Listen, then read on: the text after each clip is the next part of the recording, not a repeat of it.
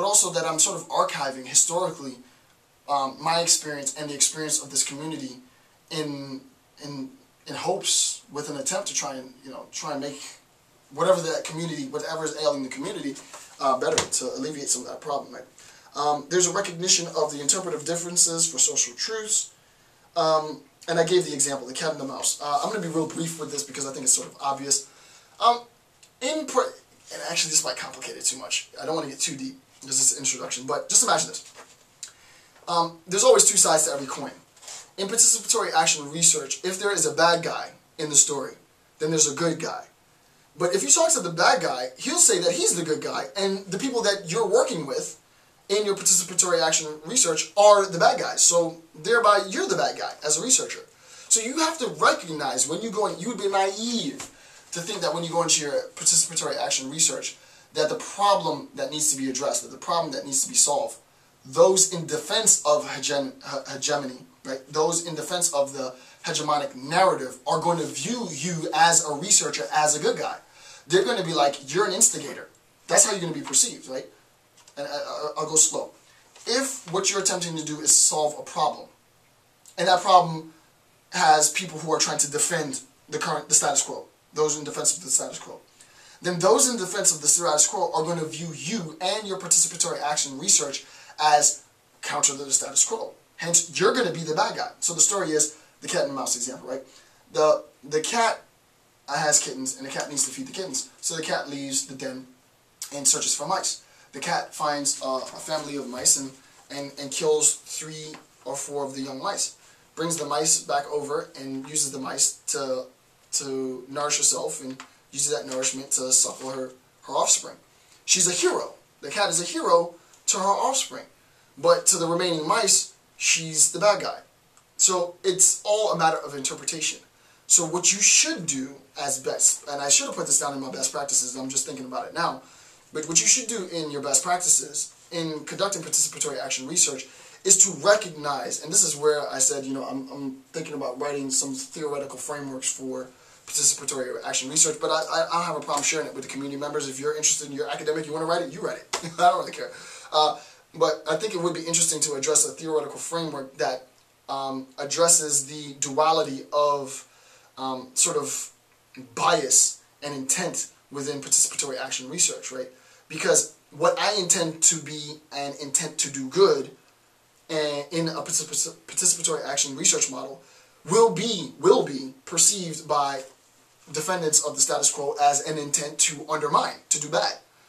So it becomes problematic. Is it an intent to do bad, to do harm, to destroy? Is it an intent to do good, to build, to further? That's the problem, right? That's the problem. It's really difficult to say who's right and who's wrong.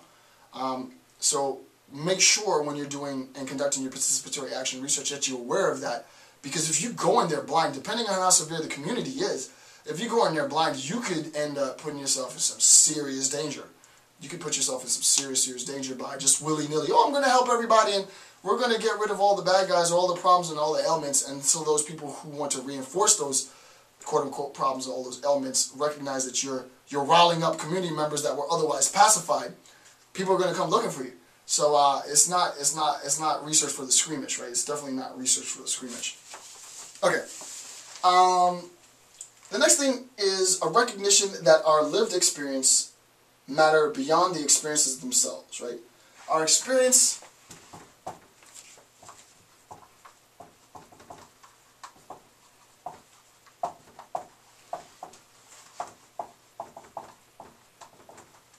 like all good philosophers, and I am a good philosopher, you gotta say something that makes absolutely no sense. If you're a philosopher and you're not talking foolishness, you're not doing your job right. This is how philosophers talk. I love this type of philosophical language, right? Our experiences transcend experience. What does that mean, right?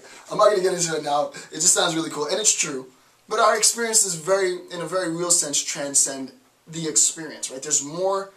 And I can't do it now because it would just take us off topic. So, you can discuss this with your friends if you want, or just think about it. But our experiences transcend experience. We have to recognize that the experience in participatory action research transcends the research. And my experience within the research. There are global implications for this research. It is not just the case, and it's always you know, you hear like ignorant comedians, they'll say stuff like, Rosa Parks, I mean, what did Rosa Parks do? And this doesn't have to do with participatory action, well, even though, you know, it's not really participatory action research, but I think it's a good analogy.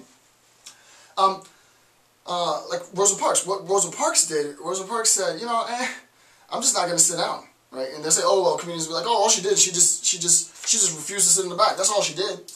Well, not really, right? Her experience transcended the experience, the experience of discrimination that she had, and her experience of refusing to sort of conform to social practices of discrimination wasn't just an experience of not sitting where you were told to sit, right? That's ridiculous to think it was an experience just to sit where you were told not to sit, right? The experience is a lot deeper than that. So what we recognize is that the experiences that we have within participatory action research, since we are both researchers and participants, have the possibility and will transcend our own experience. It will have implications that we cannot conceptualize. And in a very real sense, ethically, you are, as a researcher, responsible for the things that you don't even know as consequences. And in philosophy, we call these doomsday scenarios. I'm not going to get into the doomsday scenarios, but you should be conceptualizing the research going really, really wrong. What are the implications of this research if it's misinterpreted by ... What are the implications of this research after I leave for members of the community who are still there? You have to think about that, right? You don't just go in, oh, I'm going to save everything. Everything's great, blah, blah, blah. Okay, great. I did all my research. I'm going to get a dissertation, bye. And then you leave, and now these people are targeted because of the research they did with you. You have to think about all of this stuff because the experience transcends the experience. There's more to that. There's a whole bunch more to that, but that's what we're going to do for now. There has to be a recognition of the unique ability to share the participatory action research process with individuals outside the community, with a possibility for inclusion. And what I have there is not necessary outcome, but a possible outcome, right?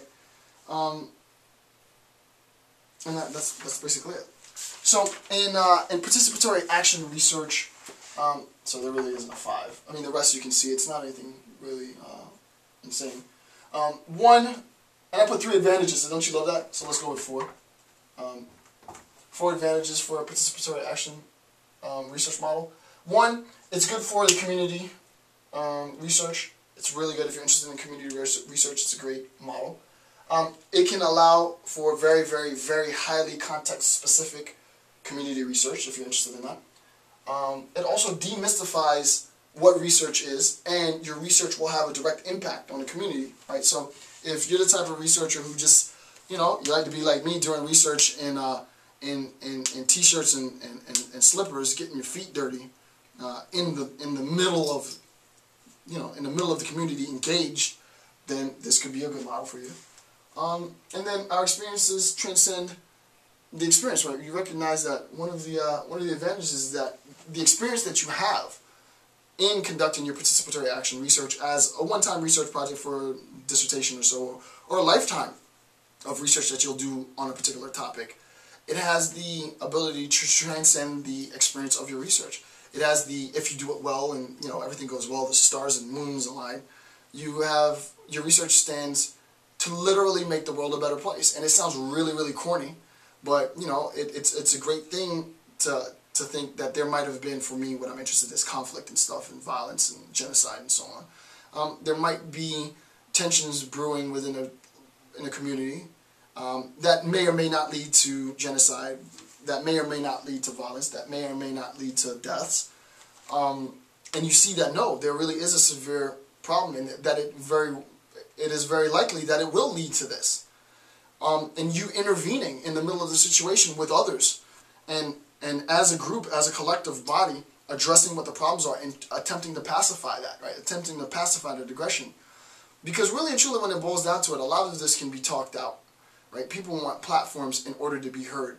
Most of the time, for the type of research that I'm interested in, I want to get off on a tangent, but the type of research that I'm interested in with participatory action research, a lot of it is that people don't have a vehicle to express their grievances.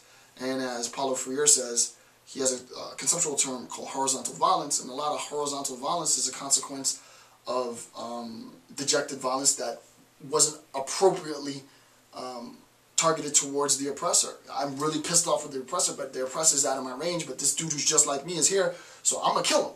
Right? I'm gonna rob them. I'm gonna do whatever I need to do to get ahead. It's you, not me. When all of that anger is really directed at the oppressive forces.